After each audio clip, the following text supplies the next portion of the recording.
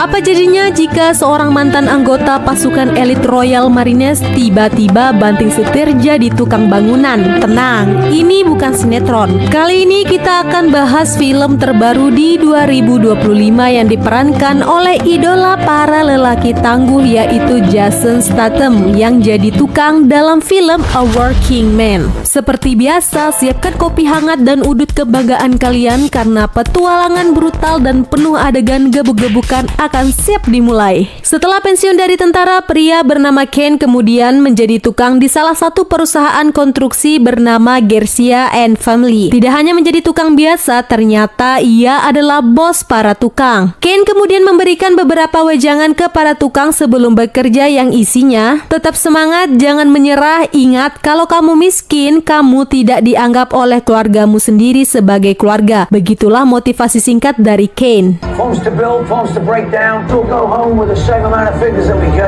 Setelah makan siang, Ken kemudian bertemu dengan atasannya bernama Joe Garcia, istrinya Carla Garcia, dan anak mereka yang pulen, Jenny Garcia. Jenny meminta uang kepada ayahnya dalam jumlah besar, lebih dari $1 juta. Tentu saja Joe menanyakan untuk apa uang sebanyak itu. Jenny mengatakan itu untuk merayakan kelulusan semester pertamanya. Ibunya sebenarnya tidak ingin memberikannya, tetapi karena Joe sangat menyayangi Jenny, ia pun dengan senang hati mengeluarkan uang sebanyak itu. Ken kemudian melihat beberapa pria mencurigakan mendatangi tempat kerjanya. Dengan sisa-sisa insting tentara Royal Marines Commandos, ia merasa pria-pria itu akan melakukan sesuatu yang buruk. Ken mendekati mereka dan ternyata benar. Salah satu tukang diganggu oleh pria tersebut. Ken tidak tinggal diam dan langsung melakukan sesuatu yang membuat mereka tak akan pernah melupakan kejadian itu.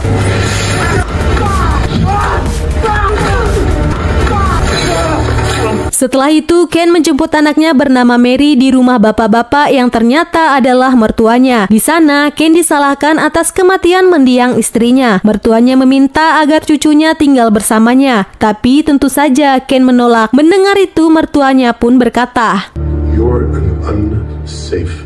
Ken kemudian mengajak Mary makan siang. Sesampainya di sana, Ken memberikan hadiah berupa fotonya bersama istrinya. Mary kemudian bercerita bahwa ia sangat marah karena ibunya telah meninggalkan mereka. Mendengar hal itu, Ken merasa sangat sedih.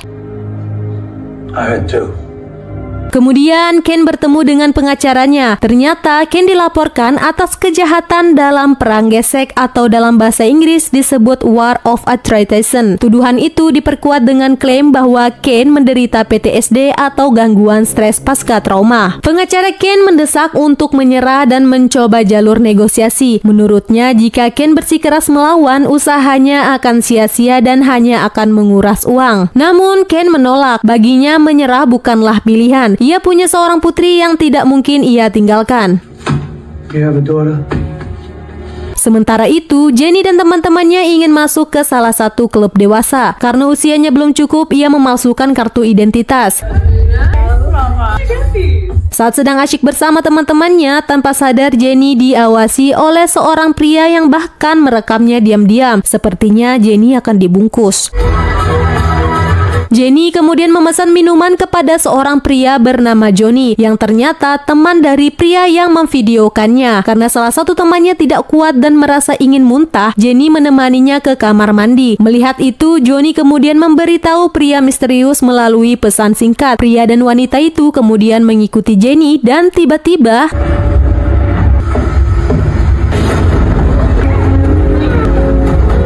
keesokan harinya, kabar hilangnya Jenny diketahui oleh Ken. Sebenarnya Joe dan istrinya sudah melaporkannya ke polisi, tapi karena akte kelahiran, BPJS, SIM, KK, paspor, pas foto, akte, kartu nikah, ijazah, nomor sepatu, dan nama mantan-mantannya belum lengkap, serta riwayat pencarian Google Chrome-nya belum disertakan, maka polisi luar negeri menjadi ogah-ogahan menyelidikinya. Joe dan sang istri kemudian meminta bantuan Ken untuk mencari Jenny dan membawanya pulang dengan selamat. Ken awalnya menolak, tetapi Joe sangat tahu siapa Ken yang sebenarnya, yaitu mantan prajurit brutal dengan insting membunuh tajam dan pengalaman yang luar biasa. Ia sangat berharap Ken mau menolong mereka dan menangkap penjahat yang menculik anak kesayangannya. Sebagai imbalan, Joe akan memberikan uang dalam jumlah yang besar. Karena Ken membutuhkan uang untuk membayar pengacaranya, ia pun menerima tawaran itu. Ken pergi menemui sahabat lamanya, seorang mantan tentara bernama Jack yang kini hidup di tengah hutan. Jack buta akibat perang yang mereka lalui bersama. Di sana, Ken menceritakan niatnya mencari Jenny. Jack hanya terdiam sejenak, meski tak bisa ikut, ia memberikan dukungan penuh berharap Jenny bisa ditemukan dengan selamat. Selanjutnya, Ken menemui Joe yang sedang bersedih di rumahnya sambil menonton video Jenny sedang bermain piano. Melihat hal itu, Ken mengatakan, "Kalian adalah keluargaku dan aku berjanji akan membawa Jenny pulang dengan selamat." Ken pun memulai pencariannya. Ia mengunjungi klub malam yang sempat dikunjungi Jenny. Seperti yang sudah disebutkan, insting berburunya kembali aktif. Begitu juga dengan keterampilan militernya dalam melacak target. Di sana, Ken mulai mencurigai seorang pelayan yang diam-diam menjual narkoboy. Kemudian, Ken memeriksa CCTV klub, namun CCTV tersebut telah dirusak. Tapi di sudut ruangan, Ken menemukan anting-anting milik Jenny. Petunjuk kecil itu menjadi titik awal pencariannya. Ken memasang alat pelacak di mobil pelayan tersebut. Setelah menemukan lokasi tempat tinggalnya, Ken langsung mendatangi rumah itu. Sesampainya di sana, Ken menunjukkan foto Jenny dan menanyakan keberadaannya. Johnny bersikap sinis dan meremehkan. Ia belum tahu yang ada di hadapannya adalah mantan tentara brutal. Amarah Ken pun mulai membara.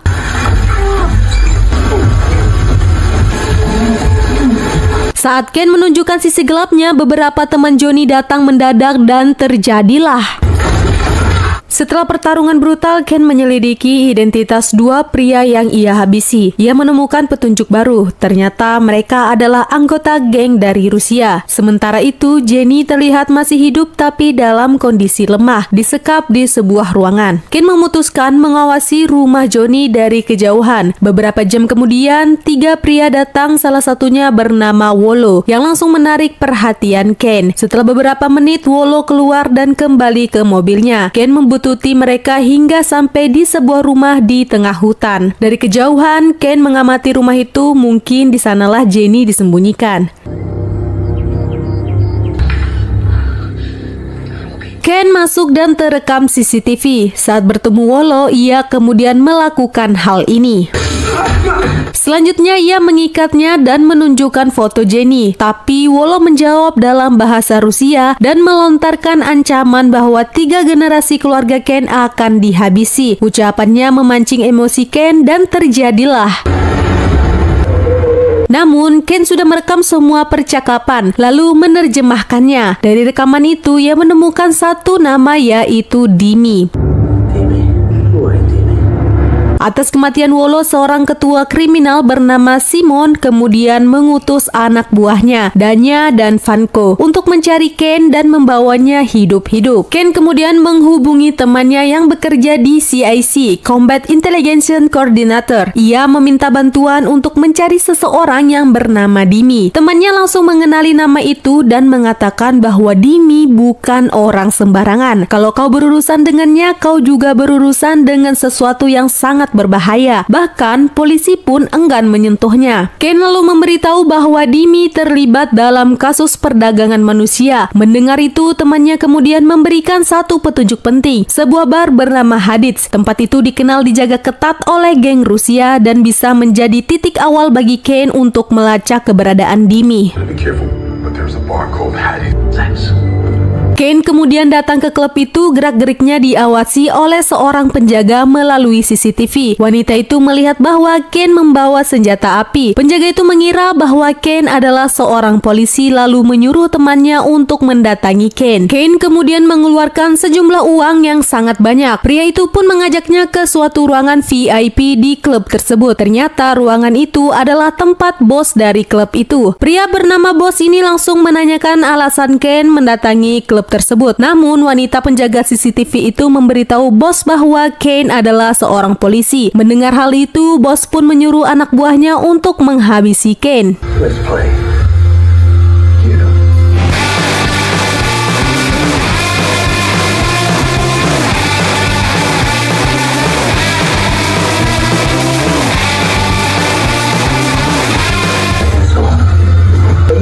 Karena Kane berhasil mengalahkan seluruh anak buah Bos, Bos mempersilahkan Kane untuk duduk. Ternyata Bos adalah mantan tentara sama seperti Kane. Ia mengetahui hal itu karena gerakan Kane saat menghabisi anak buahnya adalah gerakan khas seorang tentara penerjun payung. Bos kemudian akan memberikan narkoboy yang diinginkan Kane. Namun sebelum itu, ia bertanya untuk apa narkoboy tersebut. Apakah untuk diedarkan atau digunakan sendiri? Kane menjawab bahwa ia akan mengedarkannya dan menjualnya ke kapal Wall Cruise. Bos kemudian meminta Kane untuk bertemu di salah satu kafe pukul 7 pagi dan membawa $5 juta. Keesokan harinya, Kane datang dan bertemu dengan dua anak buah Bos, seorang laki-laki dan seorang wanita. Namun, bukannya mendapatkan narkoboy, Kane malah ditodong dengan pistol. Perempuan itu lalu memberikan sebuah handphone kepada Kane. Kane pun membalikkan keadaan, mengancam wanita dan pria itu agar tidak main-main dengannya. I know where to find you. Yeah. Di tengah perjalanan, Bos tiba-tiba menghubungi Kane. Ternyata barang itu sudah ditaruh di dalam mobil Kane. Bos kemudian meminta Kane untuk menyimpan handphone tersebut dan mengatakan bahwa ia akan menghubunginya besok untuk bertemu dengan atasannya. Kemudian Kane membuang barang haram itu ke sungai. Sedangkan di sisi lain, para penculik Jenny bernama Viper dan Artemis membawa Jenny ke seorang pria hidung belang. Ternyata mereka berniat menjualnya kepada pria tersebut. Saat pria itu hendak menyentuh Jenny, tiba-tiba Kane kemudian dihubungi oleh Bos yang menanyakan tentang barang yang dijual. Tentu saja Kane membohonginya karena barang itu sudah dibuang ke sungai. Kane mengatakan bahwa barang tersebut sangat dinikmati oleh pembelinya. Mendengar hal itu, Bos sangat senang. Ia lalu mengajak Kane untuk bertemu dengan atasannya dan memintanya membawa sejumlah uang. Keesokan harinya, Kane pun bertemu dengan atasan Bos. Bos meminta Kane mengeluarkan uang yang diminta dan mematikan handphonenya. Namun, Kane berkata, "Uangku sudah diambil. Sekarang mari kita berbisnis." Came in good faith to do business. My name is Demi. Di dalam hati Kane berkata, "Oh, ini orangnya." Tanda pengenal Kane kemudian diperiksa oleh anak buah Dimi untuk memastikan bahwa ia bukan ancaman bagi bisnis mereka. Kemudian setelah diperiksa ternyata tidak ada masalah. Setelah itu mereka mulai membuat kesepakatan untuk berbisnis bersama dengan berjabat tangan. Barang narkoboy kemudian diberikan kepada Kane, namun setelah keluar dari pertemuan itu, Kane kembali membuang seluruh barang tersebut. Kane kemudian memeriksa foto-foto milik Jenny dan ia menemukan sosok pria yang mencurigakan. Setelah ditelusuri lebih lanjut, ternyata pria itu adalah Viper. Tak lama setelah itu, Kane memeriksa handphone milik Johnny, pelayan di awal film tadi. Dari sana, ia menemukan fakta mengejutkan. Johnny ternyata berteman dengan Viper. Kane kemudian mulai mengawasi klub milik Bos. Namun wanita penjaga yang pernah melihatnya lewat CCTV menyadari keberadaannya. Ia segera memberitahu Danya dan Vanko, dua anak buah Simon. Tak butuh waktu lama, aksi kejar-kejaran pun terjadi antara Kane dan para anak buah Simon di sekitar area klub.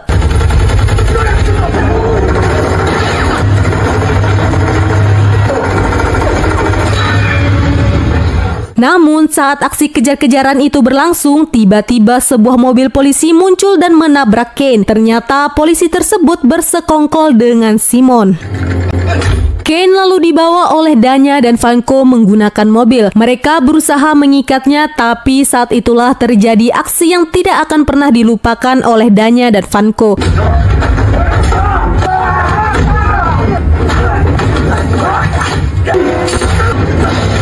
Atas kejadian itu, Danya dan Vanko kembali ke sisi Tuhan.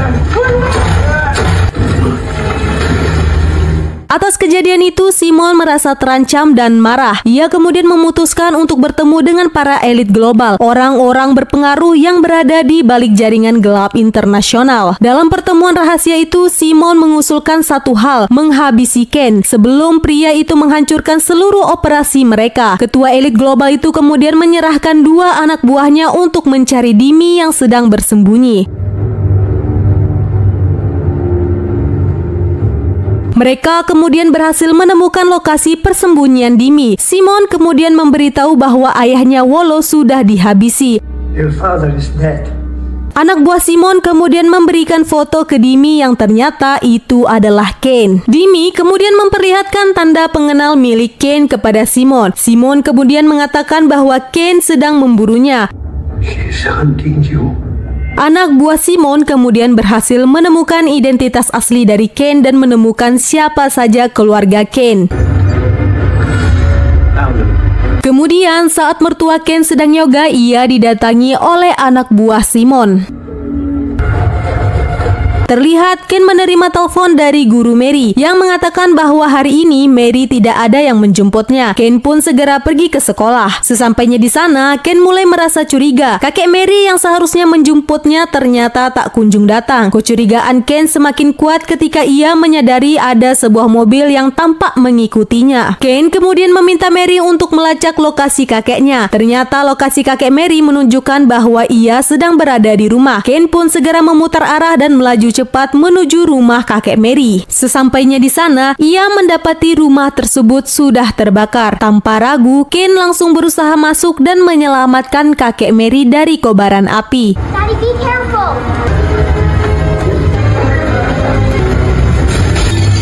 Setelah itu, Ken membawa Mary ke tempat persembunyian milik Jack, teman lamanya yang buta. Di sana dipastikan Mary akan aman. Jack kemudian memperlihatkan koleksi senjatanya yang masih lengkap. Ada AK-47, MP5, dan satu senjata yang langsung menarik perhatian Ken, yaitu M14. Ternyata itu adalah senjata yang mereka gunakan terakhir kali saat bertempur di medan perang, sebelum akhirnya pensiun dari militer. Tanpa ragu, Jack memberikan senjata itu kepada Ken, bebas digunakan untuk menghabisi musuh-musuhnya. Kemudian Viper dan Artemis berhasil menemukan Jenny. Namun saat berada di dalam mobil, terjadi pertikaian kecil antara Artemis dan Jenny yang membuat mobil mereka kehilangan kendali dan terperosok ke pinggir jalan.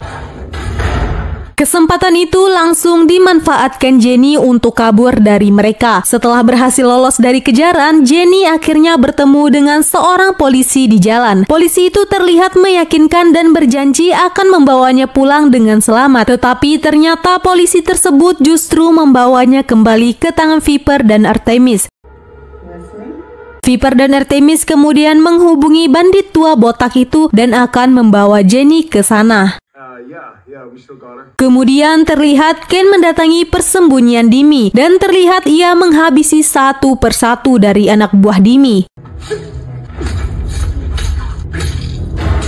Setelah menghabisi anak buah Dimi, Ken kemudian menunjukkan foto Jenny kepada Dimi dan langsung menanyakan di mana keberadaannya. Dimi hanya tertawa dan pura-pura tidak mengenal wanita itu. Ia lalu bertanya balik apakah jika ia memberitahu lokasi Jenny, Ken tidak akan membunuhnya. Ken tidak menjawab secara langsung. Dimi kemudian membawa Ken ke sebuah lokasi terpencil di tengah hutan. Sesampainya di sana, Ken kembali bertanya kepada Dimi, kali ini soal pekerjaannya. Dengan santai dan tanpa rasa bersalah, Dimi menjawab bahwa ia biasa mengirim pap enak-enak wanita cantik, lalu menjualnya. Jika seorang tertarik, maka wanita itu akan diculik dan dijual. Sederhana itu. Mendengar jawaban itu, Ken menatap tajam, lalu ia menanyakan satu hal terakhir kepada Dimi, apakah kau punya anak? Dimi menjawab singkat, aku tidak punya anak. Dan tiba-tiba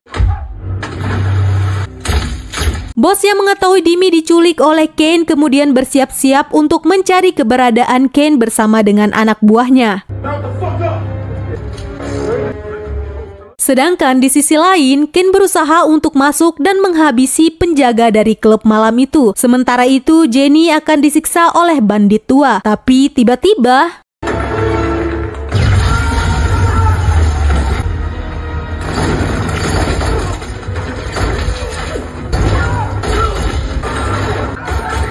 Selanjutnya, bos berhasil menemukan lokasi Kane dan terjadilah pertempuran sengit antara keduanya.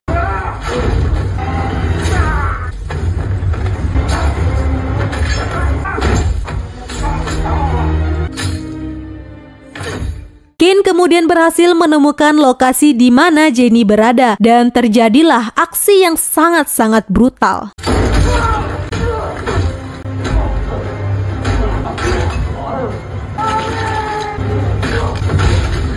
Setelah berhasil menghabisi Viper dan Artemis, tiba-tiba datang anak buah Simon dan terjadilah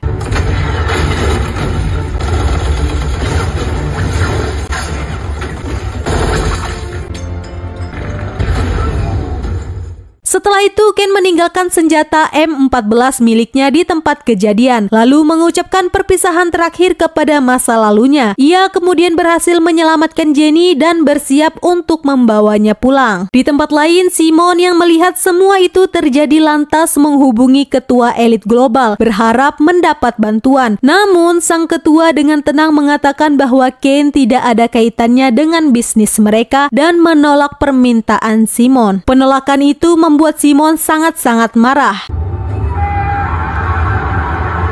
Sementara itu, Kane membawa Jenny pulang dalam keadaan selamat. Ia kemudian menjemput anaknya di rumah sahabatnya dan film pun tamat. A Working Man bukan hanya tentang aksi, tapi tentang harapan, keadilan, dan keberanian untuk melawan arus meski harus sendirian.